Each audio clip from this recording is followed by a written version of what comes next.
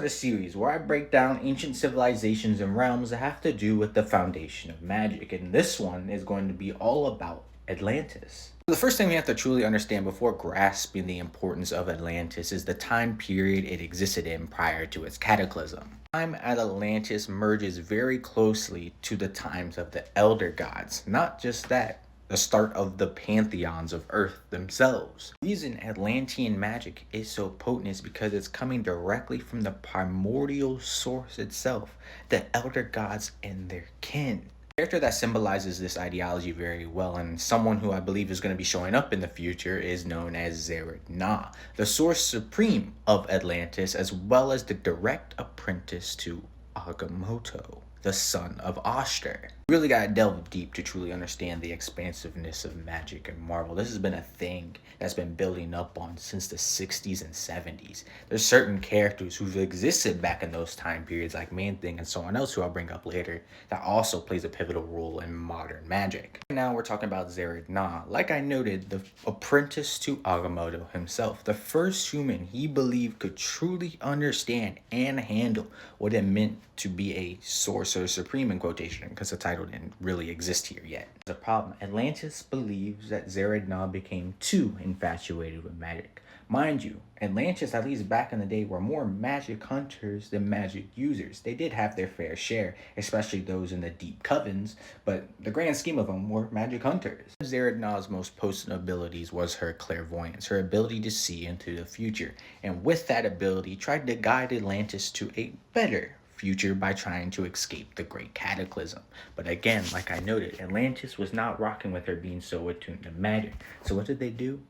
Assassinate her. End up finding out later the truth of Zered Na's fall and what truly became of it. It was all orchestrated by Set to push the power balance away from Oster and Agamotto and more into his favor. Taking out Atlantis was taking out one of Earth's most potent mystical defenses. Remember when I mentioned that there are old entities who have existed back in those days? Well, here's one of them. Good old Hellstrom himself existed in those primordial days. Originally, in his own right, trying to prevent the great cataclysm, he ends up getting pulled by Zered Na into the astral realm where he learns the truth.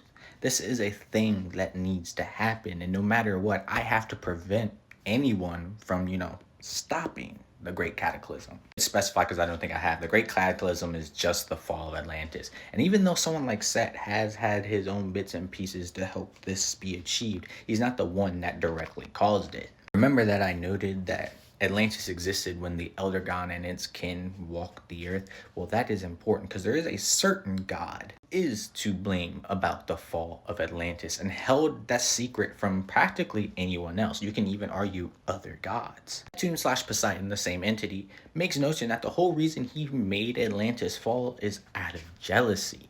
He saw that on land, all the other gods and elder gods were creating species and humans in order to fight and wage wars. Well, Neptune, like I said, out of jealousy, wanted to do the same thing. He fell Atlantis, forced the survivors under subservience, minions to wage his war. Also means that every king of Atlantis since then was nothing but a warhound, a general just to appease the desires of Neptune.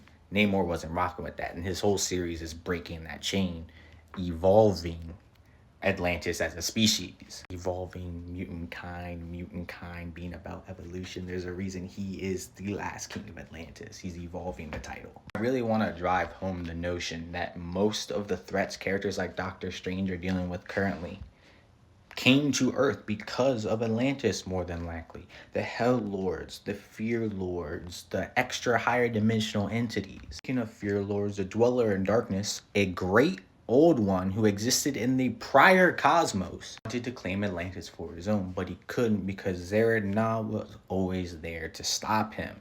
Therefore, even he had a little bit of dabble when it came to overthrowing Oster's rule by getting rid of the title of Sorcerer Supreme on Earth. Though Zered Na had her own apprentice she gifted her magic to, who ended up being the rival to Despair. The reason most Fear Lords and Hell Lords despise a Sorcerer Supreme is because of Zered Na. She was the Earth's first mystical protector against any and all threats that come from, again, mysticism. I know I've been harping a lot about older comics, and not a lot of people really want to touch on that. So let me give you a modern portrayal of Atlantean powers at use. It came to battling against Clea Strange, Varney, an entity who existed back during Atlantis, was wielding old Atlantean metals because they're magic hunters that can destroy most, if not all, mystical enchantments. So potent, in fact, that Clea, a sorcerer supreme of the Dark Dimension, had to rely on swordplay instead of just trying to out-magic it. The reason I believe Zeradna is going to make a resurgence in modern context is thanks to the Captain Marvel series. Captain Marvel wanted to learn magic in order to better defend herself against it. No one in the magic community was willing to help her outside of Enchantress. So they had to travel deep into some bottom layers of the ocean. But there is something that's noted here that's really important. Carol makes reference how close space is to the ocean. Amora reinforces it, like you don't truly understand the intrinsic link the two share with each other. They're practically not even different. This comic is also showing that a lot of those older ancient magics are what resides in the most bottom layers of the ocean thanks to Atlantis. Some of Set's crown jewels were captured by the Atlanteans, reside within their collapsed cities and architecture.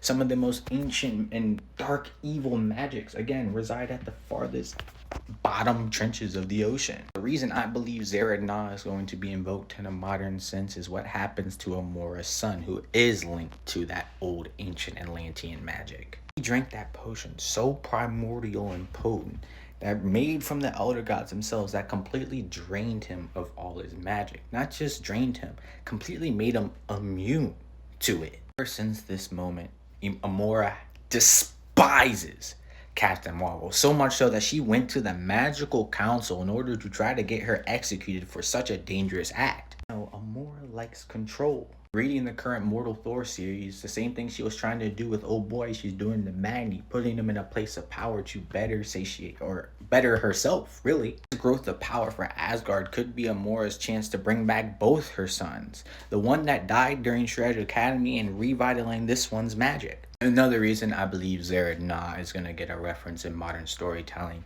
or just old Atlantean things in general, is thanks to the Infernal Hulk series. Note that there's an ancient evil that's been sleeping for eons at the bottom of the ocean, created by the mother of horrors herself, Ingathil the Endless, meaning that this entity also more than likely resided during Atlantis, and something they probably had to deal with constantly back then.